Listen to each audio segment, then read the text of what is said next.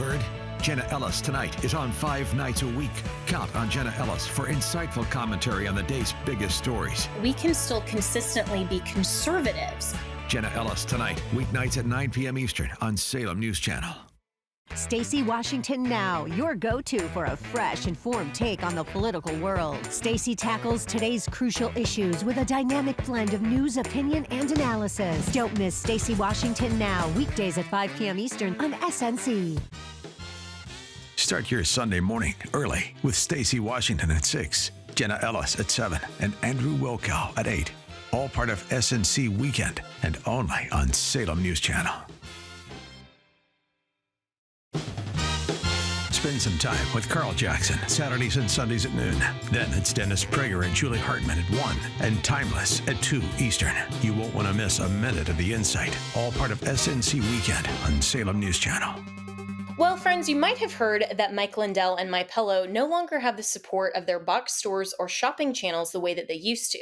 They've been part of this cancel culture, so they want to pass along the savings directly to you by having a $25 extravaganza. I love that word, extravaganza. When Mike started MyPillow, it was just a one-product company. With the help of his dedicated employees, they now have hundreds of products, some you may not even know about. To get the word out, I want to invite my listeners to check out their $25 extravaganza. 2-pack multi-use MyPillows are just $25. MyPillow sandals, also awesome, only $25. Their 6-pack towel sets are $25. And brand new 4-pack dish towels, you guessed it, just $25. For the first time ever, the premium MyPillows with the all-new Giza fabric, just $25. And orders over $75 will receive free shipping too. This amazing offer won't last long. Go to mypillow.com, use the promo code Jenna, or call 800-564-8475 today. That's 800-564-8475, or go to mypillow.com and use the promo code Jenna.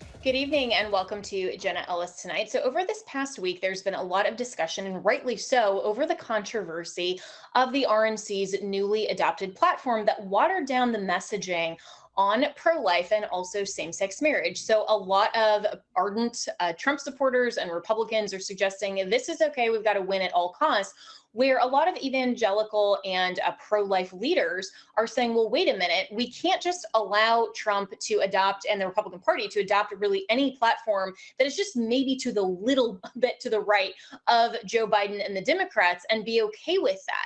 So what do those party platforms contain, and what is the difference between 2024 and 2016? Well, this is what the 2016 Republican Party platform had to say about abortion. Listen to how strong this commitment to pro-life has been in the past. And this is when President Trump first ran in the primary and was the nominee in 2016. So it says the Constitution's guarantee that no one can be deprived of life, liberty, or property deliberately echoes the Declaration of Independence's proclamation that all are endowed by their Creator with the inalienable right to life. Accordingly, we assert the sanctity of human life and affirm that the unborn child has a fundamental right to life which cannot be infringed. We support a human life amendment to the Constitution and legislation to make clear that the 14th Amendment's protections apply to children before birth. We oppose the use of public funds to perform or promote abortion or to fund organizations like Planned Parenthood, so long as they provide or refer for elective abortions or sell fetal body parts rather than provide health care. We urge all states and Congress to make it a crime to acquire, transfer, or sell fetal tissues from elective abortions for research. And we call on Congress to enact a ban on any sale of fetal body parts. In the meantime, we call on Congress to ban the practice of misleading women on so-called fetal harvesting consent forms, a fact revealed by a 2015 investigation. We will not fund or subsidize health care that includes abortion coverage. That is really strong. And clearly, the RNC, at least back in 2016, understood that Congress, also as elected representatives of we the people, as the Dobbs decision well acknowledged, have an opportunity through the 14th Amendment and specifically delegated textual power that they can regulate abortion and all other moral issues surrounding what goes on with fetal tissue research and all of these things that pro-lifers have stood firm for since 2016, and even back as far as my lifetime has been. Back when Roe was first initially adopted by the Supreme Court in 1973. But listen to how watered down the party platform has become. This is what the RNC has in 2024. We proudly stand for families and life. We believe the 14th Amendment to the U.S. Constitution of the United States guarantees that no person can be denied life or liberty without due process, and the states are therefore free to pass laws protecting those rights. After 51 years, because of us, that power has been given to the states and to a vote of the people. We will oppose late-term abortion while supporting mothers and policies that advance prenatal care, access to birth control, and IVF fertility treatment. So no mention of Congress, no mention of actually standing firm on pro-life. So much of this has been watered down. So let's welcome in a Priest for Life founder and ardent pro-life advocate, Father Frank Pavone. And Father Pavone, I mean, this is really frustrating, I think, to a lot of people who are seeing that Trump, while he was the most staunch pro-life advocate in 2016 because he saw the necessity of getting the evangelical and Catholic vote, the faith-based vote, now they're basically jettisoning any sort of social issue stance for this watered down rhetoric and basically saying, you know, hey, let's just leave it up to the states. And if New York, Colorado, California want to have late-term abortion, well, as long as the states decide, then okay by us. I don't think that conservatives should go ahead and accept this, but should call on Trump and the RNC to change the party platform back to what it said in 2016. What are your thoughts? Well, Jenna, thanks for having me on here in regard to this. You know, there's been mixed reaction among pro-life leaders. Let me put this in two contexts. First of all, of course, I was very happy to see the reference still to the 14th Amendment of the Constitution. I would have been even more concerned if that had been eliminated, because when we start talking about, you know, these words, we believe the 14th Amendment guarantees that no person can be denied life. This is actually stronger than the mission statements of many pro-life organizations. Now, as you know, the Constitution is structured in such a way that enforcement of matters related to the 14th Amendment does belong to Congress. And we also know the context of where this battle is going in the next few years, namely that the Democrats, even if they're in a minority, they're going to push for this so-called Women's Health Protection Act, on which they have already voted in the current Congress and past Congresses, which would it automatically makes this a national issue and a national battle, because they want to take away every reasonable regulation, restriction, and limit on abortion, contrary to the will and the opinion of vast majorities of the American people. So, like it or not, acknowledge it in the platform or not, this is a national battle. And the Supreme Court did not take away, deny, or somehow abrogate the role of Congress and other branches of the federal government to deal with the abortion issue. It's been a persistent, and I think, Jenna, we've talked about it on this show before, it's been a persistent misunderstanding of the Dobbs decision to say that it's just this vertical move from the federal to the state level with the abortion issue. I've been saying to people, you better understand it as a horizontal move from the courts under Roe, knocking down pro-life protections one after another. Now is switched over to the legislatures, where the people can actually enact a protection for the unborn without any constitutional obstacle. So that's that's an initial perspective. Yeah, and I think that I that's the right way to look at it. But also, but why then would the RNC specifically only mention states when previously Yeah. they were calling on Congress? That is a watering down. I mean, we can't get away from that. And as much as people are still free to support Trump and the RNC, that's way better than Joe Biden and the Democrats.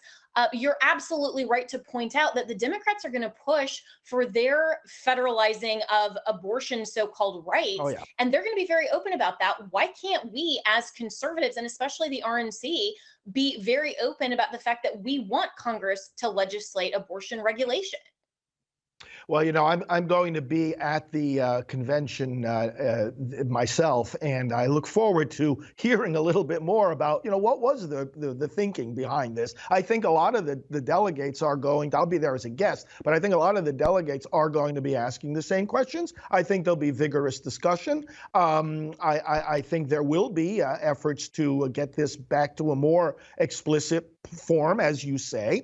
And I do think another context, though, here is that the entire platform has been very, very much simplified. I mean, you quoted from the 2016, which was very, very good. There was even more, as you know. It went on even longer than that. And it was going into issues about funding and issues about let's pass laws that help women who want to have their babies to do so more easily. And there's a lot of policy things that can be said about pro-life and how we save these lives that were not said in this current 2024 version, this draft.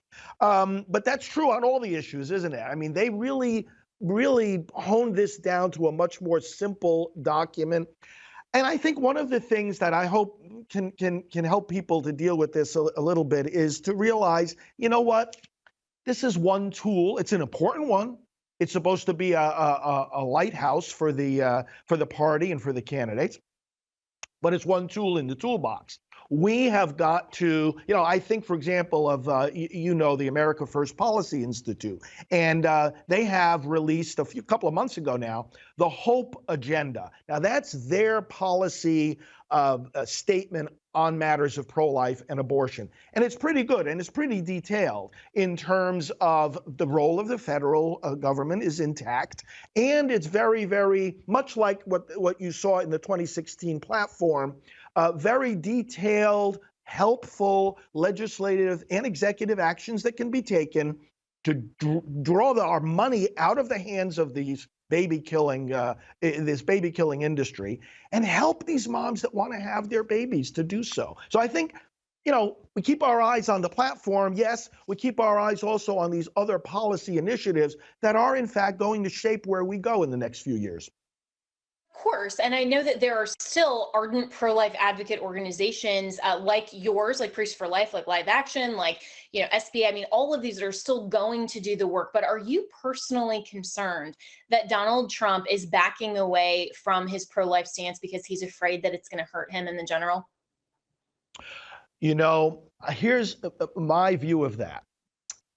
As I listen to him, and I try to listen to him very intently, I've had a handful of conversations with him. You know him better than I do. But the point is this. He has a very deep sense, and I think a very accurate sense. This is and I think all our viewers understand and feel, this is no normal election right now. This is not a normal political battle that we're in right now over issues. This is an existential battle right now over the very survival of the nation we believe in. Jenna, it's very interesting that the abortion-related language in this new draft is not put where you might think it would go, bringing common sense to government and renew the pillars of American civilization, the place where the mention of the family and children are. It's not there. It's in the section. And right here, we're going to have to take a hard break, and I apologize, Okay. but we're going to continue our conversation with Frank Pavone on the flip side when we come right back.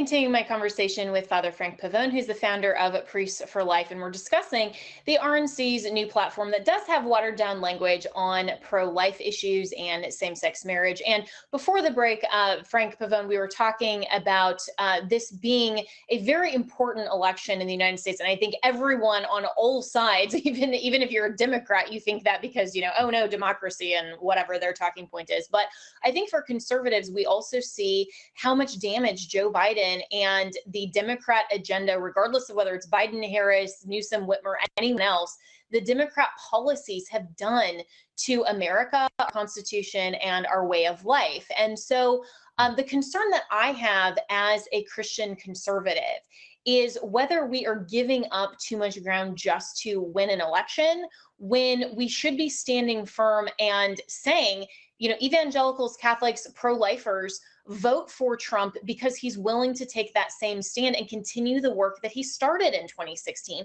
Why aren't we there? Yeah, and I was explaining, my view of this in terms of President Trump in this election is this. He sees this as, look, we have a country to save. And if we don't win, one could think of it just in terms of, I want to be in power, I want to win the election. Or I have to win the election to save the country. Because if the Democrats win, we don't even then have, it's not just that we have a bad policy on abortion, we don't even have the tools then to change it. Because what do we see about pro-life people right now? Being thrown in prison. For what? No, for nothing, for peacefully praying, because we see the weaponization of government. We don't think that's going to get worse if the Democrats are in power. Free speech, freedom of religion, the freedom to even believe and to speak the pro-life message. I think what's in President Trump's mind above all, again, some interpret it as, it's politics over principle. I don't see it that way as much as I see it as, unless we preserve the tools that our Constitution gives us to end abortion, we're not going to be able to make progress. I think of it, Jenna, in this way. And again, you're the constitutional attorney here, but look at when the Constitution was first adopted. There's actually a clause in the Constitution, as you know, saying, look, when it comes to slavery, and they didn't use the word itself, but it was referring to slavery, no federal ban on the importation of persons for 20 years. Now, were they compromising on slavery? It was an issue of they had a country to start, and they knew they were not going to get that country off the ground in any united way unless they made some kind of provision. And it wasn't so much a moral compromise as it was a decision to put into place for the whole country that could agree to this Constitution the tools that could eventually be used to abolish slavery, which many of them believed should be done. And when that 20-year period ended, action was taken immediately on a federal level to start abolishing first the slave trade and ultimately slavery itself in the subsequent amendments that came. So the point I'm making is that, this abortion language is in the section here of this new platform draft that talks about, look, we've got to preserve our country, our Constitution, from those that want to give us corrupt elections, want to take away our freedom of speech, and want to weaponize our government. The pro-life movement isn't going to be able to do anything with our country continuing to go in the direction that it's going. So I think President Trump is thinking very much in the way, and I think he feels he has to. You said, well, is he afraid there'll be election losses? He has said so. He said, if we don't deal with abortion the right way, the Democrats use it as a battering ram to scare voters off from Republicans. Which they still will. Fear. I mean, let's be honest. Like, they still will. None of this platform language change is going to make them, remove their ads or say, oh, okay, you know what? Now you've backed us into a corner, and we concede because you're willing to leave it to the states and kind of have that, right, whether it's a 20-year or even 4-year compromise. I mean, the Democrats are still going to push this. So why not just leave the language alone? And I get what you're saying, because I think that you're right that this has to be a long game, and I wish that we had taken not the next 20 years but the past 20 years to really lay the groundwork for the eventual overturn of Roe, because genuinely I think that we weren't prepared as pro-lifers, and you and I have talked about this a lot, for the actual overturning of Roe. I mean, we had been pushing for that for a long time. I mean, for my entire lifetime and beyond, right? Because I was born in 1984, so Roe was a decade prior, and yet I think a lot of us really didn't think that would ever actually happen. And so we weren't prepared. And so instead of taking the next 20 years, and I get your point, we have to have the tools in place. Why did it even take us this much time and this much, we're not prepared to not have a direction to go immediately after the Dobbs opinion came out. I mean, we did have a couple of legislatures that had some trigger legislation, good for them. Those are all being challenged. And now, there's a lot of different votes. But we as a nation have not articulated to the people well enough that pro-life actually matters and is the only possible position given the scientific observations that we can plainly make about when life begins. Well, and also given this fact, do you want your life, do I want my life protected in one state but not in another? Does that make any sense whatsoever? And that's the level at which this issue is. There's no room here for negotiation or we'll protect you at a certain age, but not at another age. But any kind of pro-life legislation has to be crafted in such a way that we recognize, or at least explained in such a way, that we recognize we're dealing with an immutable principle which cannot be broken in any way. But then when translated into practice, well, you've got to trudge along and make the progress that you can make. But notice what the other side is doing. They want to introduce into the state constitutions now. We'll have probably about 10 states with these ballot measures in November, which want to declare abortion something that not even the Supreme Court considered it to be, a fundamental right. And this is where they want to take it back out of the hands of the people. So I see the Dobbs decision, and even in a sense, this revised platform, I see it as basically putting the burden back on our shoulders and really doing what you're saying is, hey, folks, wake up, stand up, speak up. This is the most fundamental right we have. Everything depends on it. There's no room for compromise, and it's time for action now. We as pro-life leaders are going to do that. I don't expect President Trump or the Republican Party to do my job. My job has to be articulate those principles, fire up people's minds and souls to fight abortion, love the unborn, and let's get the job done. That's our role as a pro-life movement. We've got to be smart enough to work with the political system that we have, to recognize when our options are limited. And Jenna, that's where I'm concerned about, some pro-life leaders that don't seem to be able to do that. And that's a disservice to the people that they're leading. You've got to maintain the principle and at the same time give people practical wisdom, political wisdom, legislative wisdom. A lot of that is rooted in understanding history, but we can join those two together. Then you have a winning formula. And I think we're going to get there. I think we're going to get there in the next few years, and certainly in the long term, we'll get to full protection for the unborn, which, as you say, is the only acceptable goal. Yeah, and that's a much more hopeful message, I think, for a lot of us that are very concerned that, the Republican Party is drifting on abortion, on social issues, on, we didn't even touch on the whole same-sex marriage provision. I mean, all of these things, I think it is very hopeful, the message that you're bringing, Father Frank Pavone, that we can still stand firmly for our beliefs and for advocating in the law, all of these different provisions. And I really hope that we do make progress for life in the next, not even 20 years, but just even the next 5 in the next presidential term. But we'll be right back to talk more about this here on Jenna Ellis Tonight.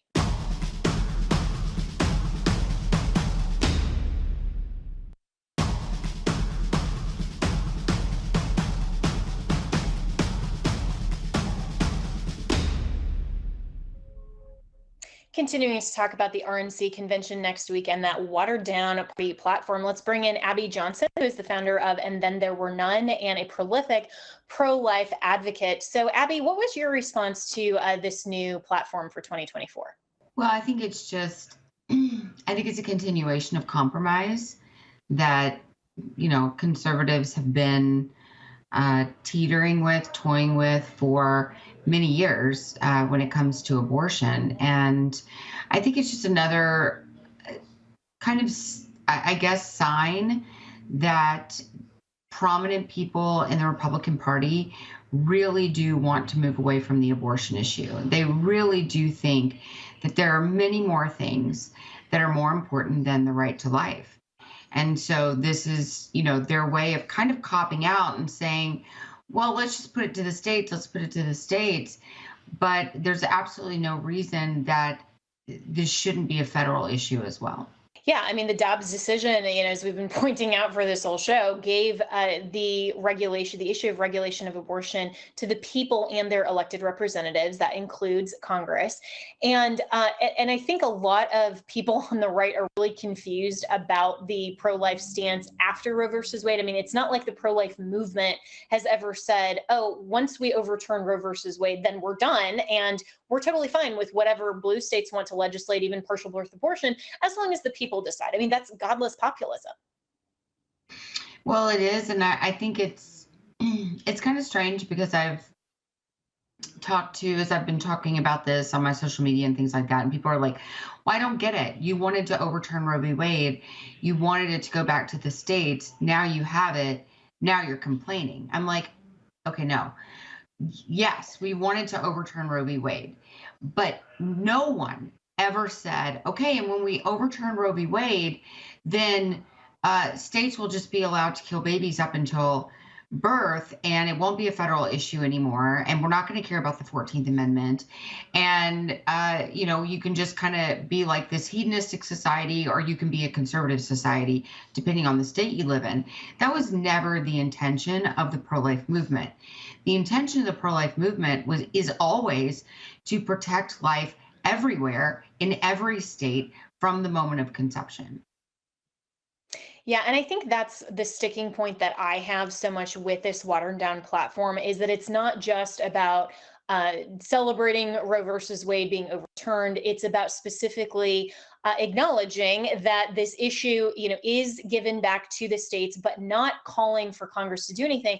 But even more than that, basically saying, okay, it's given back to the states, and now we're not going to really endorse anything. I mean, this is setting up for state GOP party candidates to advocate potentially for pro-choice. I mean, this platform could allow for that, and that's a real problem. Absolutely, it does. And I think it's crazy. I think that any conservative politician, anyone who's in the political sphere that's an elected official, I believe that they are going to run on the Republican ticket, then you should have to ascribe to pro-life values. That you should have to say, I am against abortion in the womb. Not just I'm against late-term abortion, or I'm against a particular type of abortion, but that I believe in the dignity and value of life from the moment of conception. That's who we should be as conservatives. But now the conservative movement has tried to widen it so far that they want to bring everybody in. They want to bring all of these godless people in and say, oh, look, we're so inclusive. Well, why do we need inclusivity? Why don't we just need the truth? And if the truth makes us more exclusive, that's okay, because it's still the truth. Yeah, so well said. And one of my favorite sayings is, if you don't stand for anything, then you'll fall for everything. And that seems like what the Republican Party is poised to do. But Abby Johnson, I really appreciate your commentary and your firm stance for the pro-life position, which is that, of course, government at every level should protect every human being from the moment of conception all the way till natural death. We'll be right back with more here on Jenna Ellis Tonight.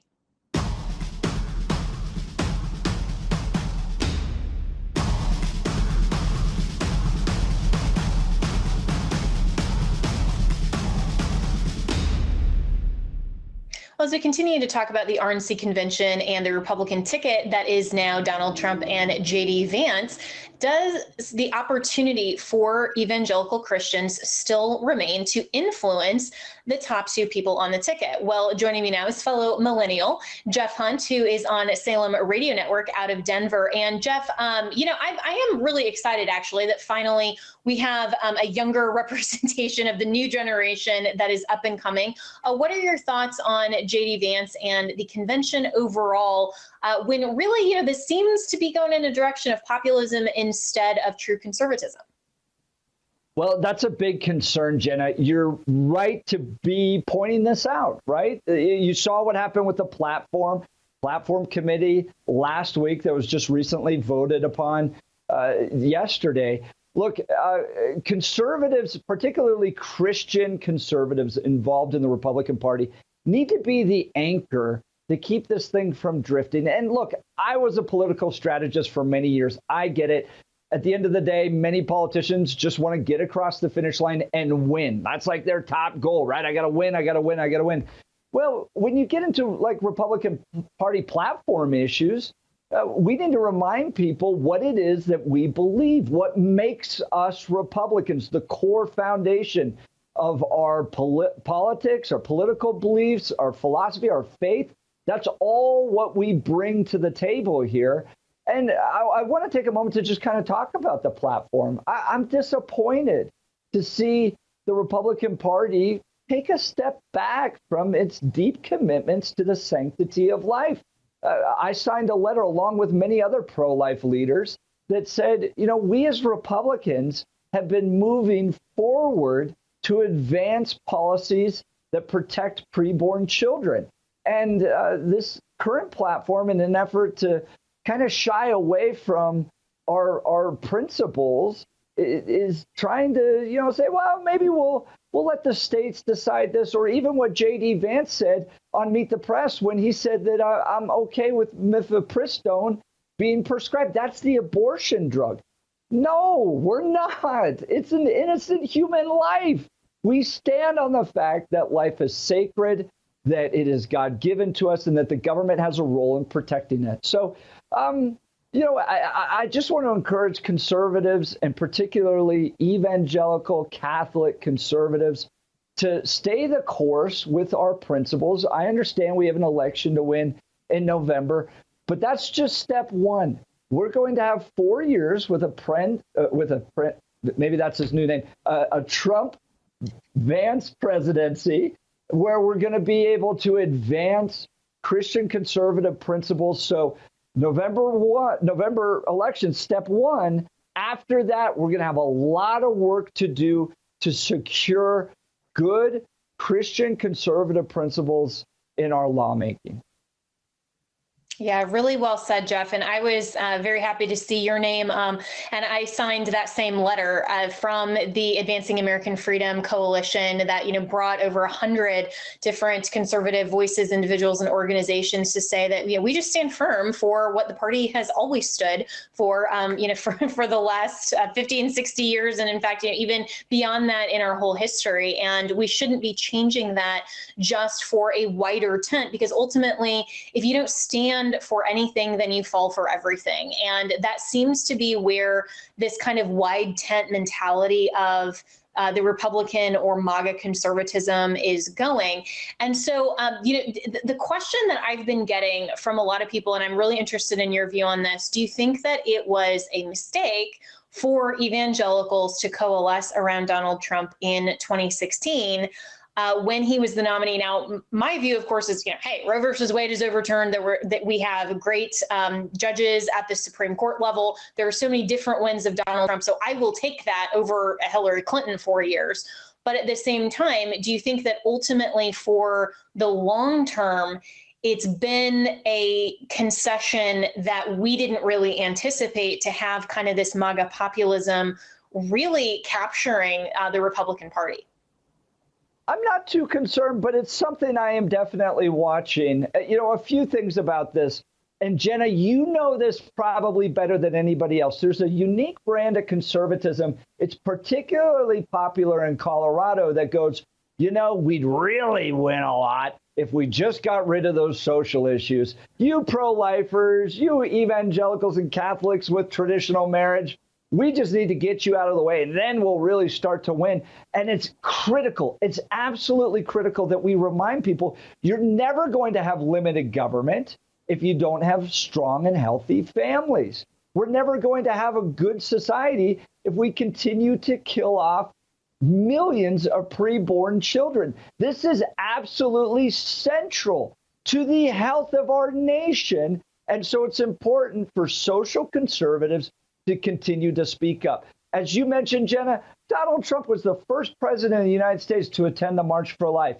His appointments at the U.S. Supreme Court level helped bring an end to Roe v. Wade. So is he tacking a little bit more populist? I understand it. I understand that especially electorally, pro-lifers are not doing that well right now. We have some work to do culturally, okay?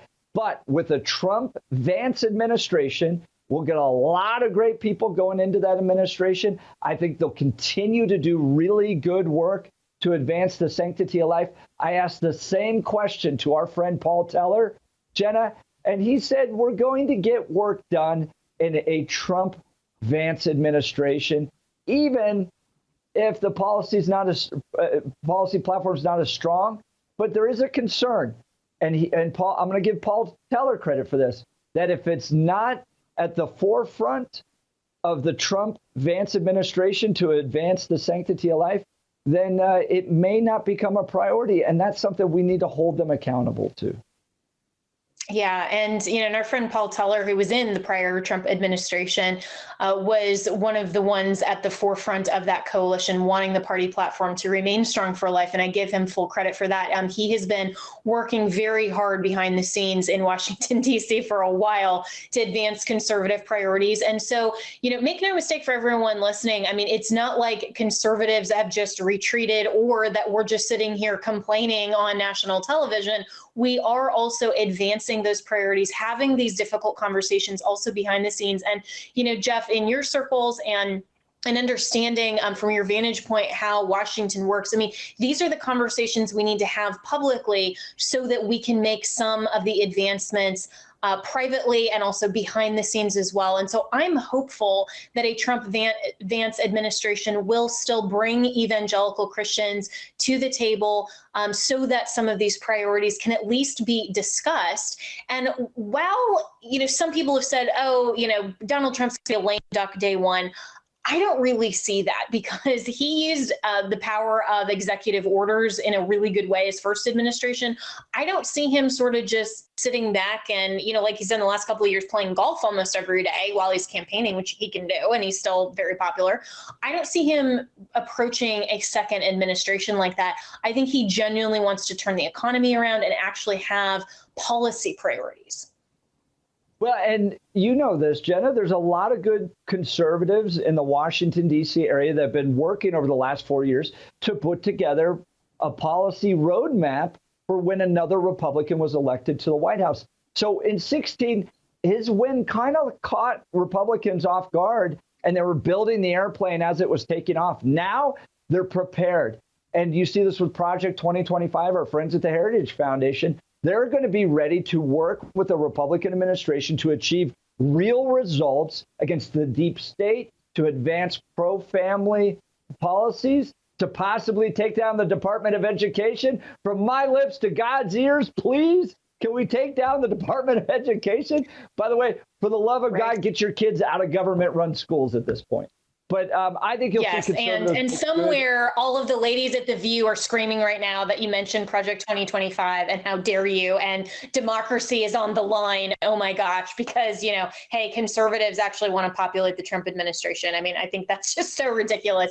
But Jeff, we got to take a break here, but I want to keep you over into the next segment to continue this conversation and have a discussion really of, where we go from here in terms of populating a new Trump administration and all of the things for conservatism right after this.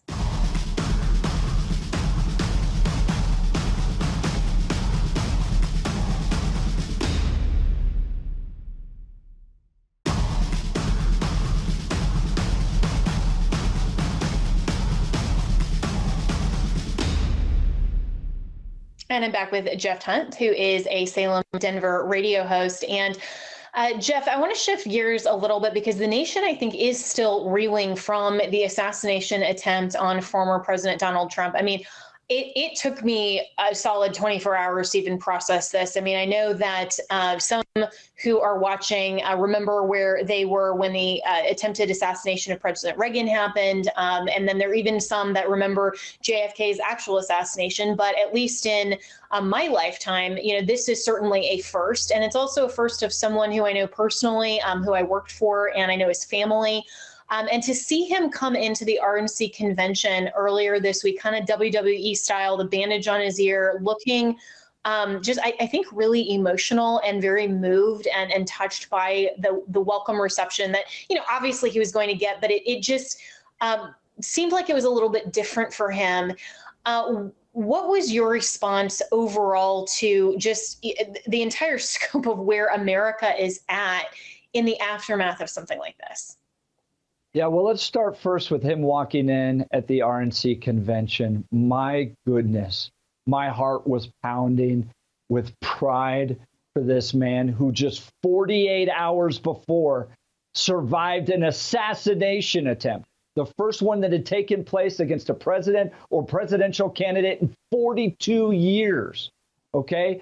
He, within 48 hours, is walking triumphantly into the RNC convention with a bandage on his ear. It was inspirational. It is what it is to be an American. And when you contrast him with a president, a current president, who can barely put a sentence together, who spends his day, going to bed at 8 p.m. because he can't handle the stress of the job. The contrasts are huge. I was so proud of President Trump. I'm grateful he's the Republican nominee, and I think he showcased what Republican strength and courage looks like. It was amazing. But when you go back to what happened 48 hours prior to that, it was a gut punch that this is the America we live in. Look what they have done to him. They have drugged him before these legal tribunals. They tried to bankrupt him. They put him in mug shots. They tried to keep him off the ballot. Here in Colorado, our state tried to do that. Horrible. Then he faces this. They have tried everything to try to stop this man. It was heartbreaking to see that that's where we've gotten in this country. But look, Jenna, I think the American people at their gut level, instinctually, do not want to live in a country where one political party treats its political opponents like this. They don't want it. And they're going to vote in big numbers to put Donald Trump back into the presidency to try to reset this and to send a message that this country does not do this to its political opponents, whether it's lawfare, whether it's bankruptcy, whether it's mugshots, whether it's little scams to keep you off the ballot. We don't want this. And I think they're going to get behind him and support him in a big way. I was very proud to see him. I think, like you said, Jenna, I think this may be a life-changing moment from him. He was an inch away from losing his life. Like Ronald Reagan, that changes your perspective. And it's a good reminder to all of us. We're each day, only an inch away from meeting our Lord and Savior. So you've got to be right with Jesus Christ. Amen to that. And that is overall the message that America needs to hear. And I hope that we do see a spiritual revival in this country, recognizing that we are in such a divided time, a difficult time. And there was such a contrast even between the rally tenor versus him entering the RNC for the first time on Monday night. And even just seeing, in just the last 2 minutes we have here, even seeing just the difference in his security staff. There have been a lot of different, commentators on what exactly happened in terms of those failures. But it was very interesting to see the difference of all of those, many, many strong, tall men that surrounded him, unlike maybe some of the diversity, equity, and inclusion hires that were at the rally there in Pennsylvania. Your thoughts on that in just the last minute we have? Yeah, look, I'm very proud that women can serve in the Secret Service. I think they should be able to. But if you're physically guarding somebody, you need to be big enough to block and protect them, and also strong enough to be able to carry them by yourself. And if you can't meet those needs, you shouldn't be guarding somebody. That is a lesson learned from this assassination attempt against Donald Trump.